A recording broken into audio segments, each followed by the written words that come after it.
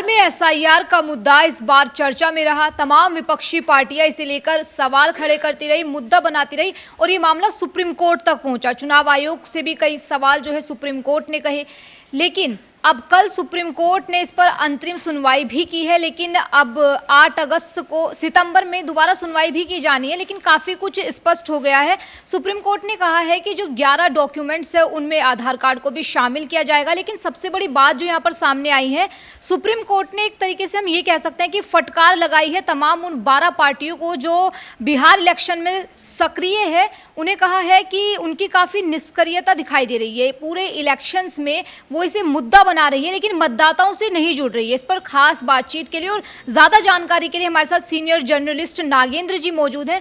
Sir, जिस तरीके की जजमेंट आई है और फिर सुनवाई होनी है एसआईआर का मुद्दा, अब क्या कुछ अपडेट है इसमें?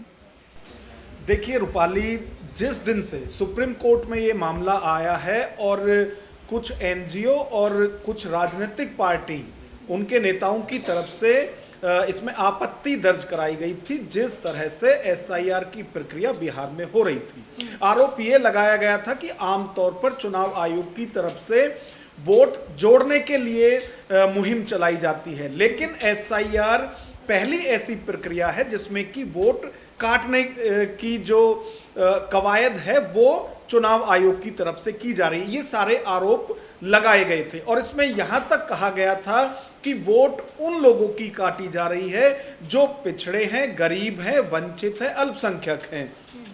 अब आप देखिए कि जब इस दलील के साथ जो पार्टी या एनजीओ आपत्ति जता रही थी पूरे वोटर रिवीजन पर, उनकी तरफ से ये तमाम दलीलें दी गई और एक आपत्ति और दर्ज उस वक्त कराई गई थी कि चाहे राशन कार्ड की बात करें, वोटर कार्ड की बात करें या फिर आधार कार्ड, जो 11 डॉक्यूमेंट्स मांगे गए हैं चुनाव आयोग की तरफ से उनमें इनको भी जोड़ा जाए। अब इनमें यदि आधार कार्ड की बात की जाए तो इसको लेकर शुरू से ही चुनाव आयोग गंभीर था। चुनाव आयोग की तरफ से पहली ही सुनवाई में सुप्रीम कोर्ट की तरफ से पहली ही सुनवाई में चुनाव आयोग को यह बोला गया था कि आप इस पर भी थोड़ा सोचें, जो आधार कार्ड है इसको भी विकल्प के तौर पर आप ले सकते हैं। तो उस वक्त आग्रह किया था पहली जो सुनवाई थी। उसके बाद फिर सुनवाई हुई, उसमें भी सुप्रीम कोर्ट की तरफ से आधार कार्ड को जो मान्य डॉक्यूमेंट्स है उनमें रखने की बात कही गई थी। लेकिन अब जो सुनवाई हुई है उसमें सुप्रीम कोर्ट ने कहा है कि 65 लाख की संख्या कम नहीं होती है जो लोग वोट जिनकी नहीं बन पाई है। पहले तो जो पिछली सुनवाई हुई थी उसमें सुप्रीम कोर्ट की तरफ से निर्देश दिया गया था चुनाव आयोग को कि जिन 65 लाख लोगों की वोट नहीं बन पाई है उनकी वोट क्यों नहीं बनी है, वो पूरे रीजन के साथ आप पूरे 65 लाख लोगों की लिस्ट लगाइए कि कितने लोग इसमें से मृत हैं, कितने लोग जो हैं वो पलायन कर गए हैं या एक से ज्यादा जिनकी आईडी थी उस आधार पर वोट काटी गई है। ये रीजन आपको लगाना होगा। तो चुनाव आयोग की तरफ से वो सब कुछ किया गया है और इसके लिए एफिडेविट भी सुप्रीम कोर्ट में दिया गया है, यानी शपथ पत्र के साथ उन्होंने कहा है कि जो आपने कहा वो हमने कर दिया है। अब जो आधार कार्ड है उसको लेकर इस बार आग्रह नहीं किया गया है, बल्कि ऑर्डर दिया गया है सुप्रीम कोर्ट की तरफ से कि जो 11 दस्तावेज आप मांग रहे हैं किसी से भी उसकी वोट बनाने के लिए, उसमें आधार कार्ड को भी शामिल किया जाए। तो एक तो ये पॉइंट है जिस पर कि शुरू से ही चर्चा होती रही थी। तो अब जिन 65 लाख लोगों की वोट नहीं बन पाई है वो आधार कार्ड भी दे सकते हैं। एक तो ये पॉइंट इसमें है। दूसरा ये है कि आपने देखा होगा 24 जून को जब से ये प्रक्रिया शुरू हुई है बिहार के अंदर, उसके बाद से जो विपक्ष की पार्टी हैं यानी जो सत्ता में नहीं है, एनडीए के जो घटक दल है वो सब सपोर्ट में है। ठीक है भाई, एसआईआर की जो प्रक्रिया की जा रही है इसमें चाहे जो बाहरी वोट हैं वो कट जाएं या जो चुनाव आयोग की प्रक्रिया है वो उसे करे, लेकिन विपक्षी दलों की तरफ से लगातार इस पर उछल कूद की जा रही है। सुप्रीम कोर्ट भी गए, ना विधानसभा चलने दी, ना लोकसभा चलने दी गई। अब इसमें जो सुनवाई हुई थी सुप्रीम कोर्ट में अभी हाल ही में, उसमें चुनाव आयोग की तरफ से कहा गया कि साहब 1,61,000 BLA हैं इन राजनीतिक पार्टियों के, लेकिन किसी की भी तरफ से इस पर कोई आपत्ति दर्ज नहीं कराई गई है कि जिन लोगों की वोट कटी है उस पर वो विरोध कर रहे हैं कि इसमें ये डॉक्यूमेंट हो सकते थे।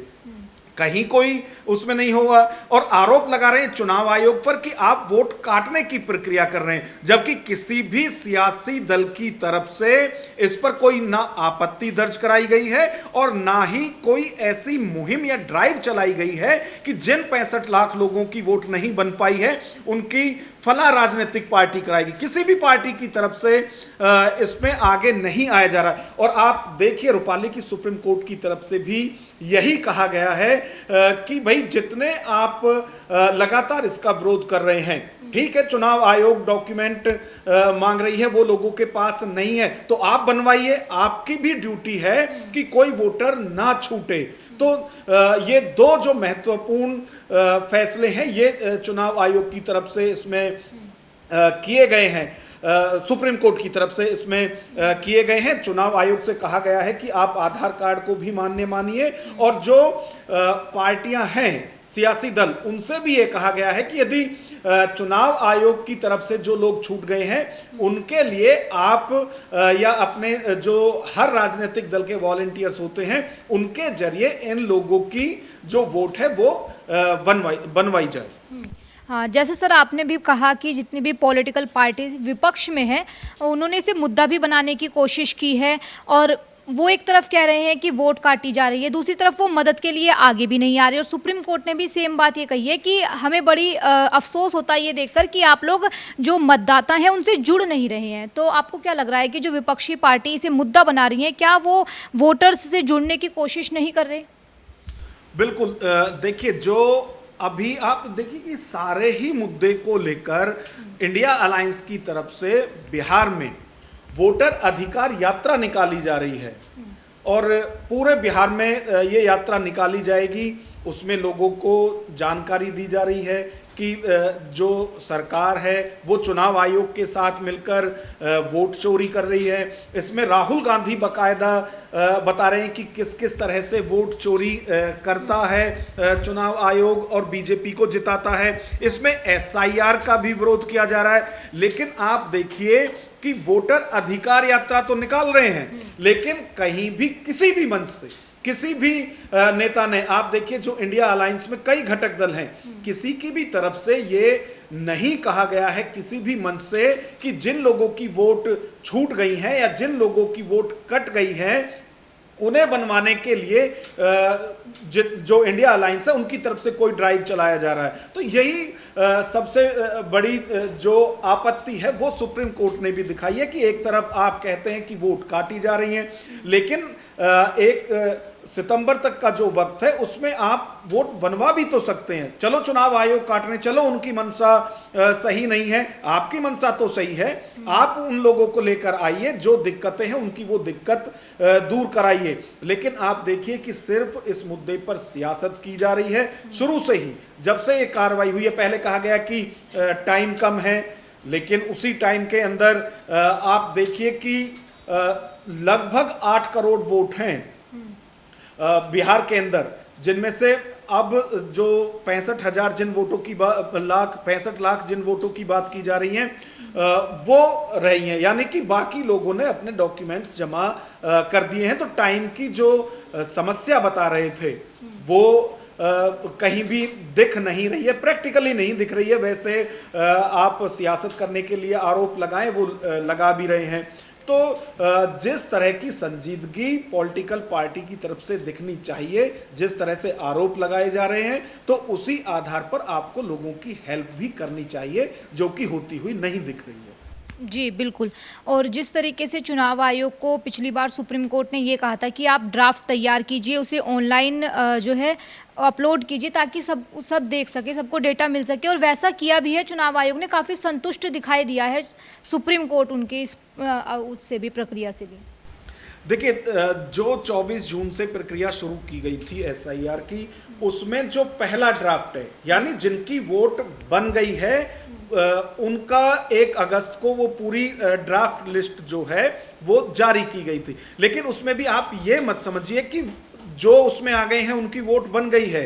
उसमें आपत्ति ये भी मांगी गई थी कि हो सकता है कि इनमें भी जो लोग आज दुनिया में नहीं है उनकी वोट बन गई हो, या फिर कई जगह वोट बन गई हो, तो उसमें भी आपत्ति ली गई थी कि यदि ऐसा है तो उस पर भी आप शिकायत कर सकते हैं और फिर जो अगली लिस्ट आएगी उसमें वो सुधार किया जाएगा। लेकिन चुनाव आयोग का दावा है कि एक भी कंप्लेंट इस तरह की नहीं आई है। एक तो जो 65 लाख छूट गए हैं उनको किस तरह से कराया जाए, या फिर जो लिस्ट बनी है उसमें गलत नाम जुड़ गए हैं, उसको लेकर भी किसी भी तरह की कोई कंप्लेंट नहीं आई है। जबकि सभी राजनीतिक दलों के जो बीएलए हैं वो हैं, लेकिन वो सब पेपर्स में संतुष्ट हैं, लेकिन जमीन पर जहां भी वोट मांगने के लिए जा रहे हैं या माहौल बनाने के लिए जा रहे हैं वहां वो विरोध कर रहे हैं। सर, 2 बातें और ये हैं कि एक तो ये जब से आधार कार्ड को कंसीडर करने की बात की गई है, तो क्या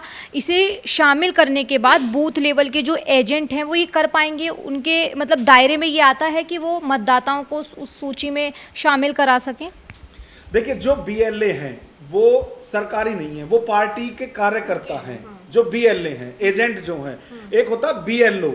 जो बीएलओ है वो घर घर जाकर वोट किसकी सही है किसकी गलत है उसको वो जांच करते हैं।